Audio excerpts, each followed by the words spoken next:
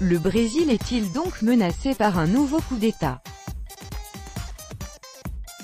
Les résultats du scrutin de dimanche à la présidentielle brésilienne montrent que le Congrès sera encore plus conservateur au Brésil, et que des politiques progressistes tels que Dilma Rousseff et Jean Willis perdent leur popularité.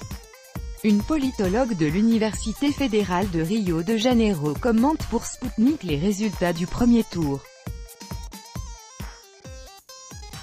Séduit par les déclarations sur des changements à venir dans le programme de Jair Bolsonaro, l'électorat brésilien a montré qu'il manquait de connaissances politiques et vivait dans un monde imaginaire, a déclaré à Sputnik Clarisse Gurgel, de l'Université fédérale de Rio de Janeiro, UFRJ, essayant d'expliquer les résultats du premier tour de l'élection présidentielle au Brésil.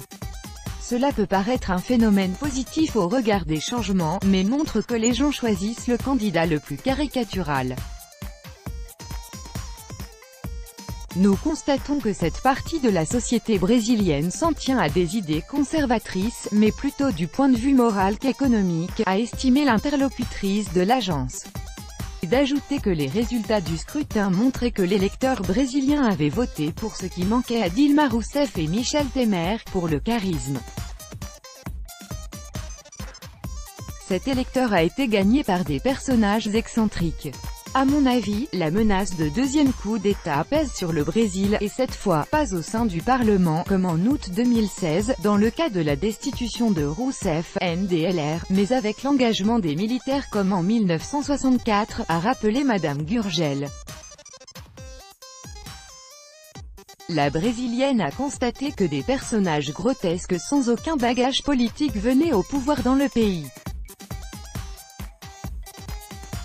Tout ce qui nous reste, c'est de ne pas renoncer à nos convictions, défendre notre droit aux réunions et à la liberté d'expression et poursuivre la lutte, a résumé l'interlocutrice, faisant allusion à une éventuelle victoire de Jair Bolsonaro à l'élection présidentielle.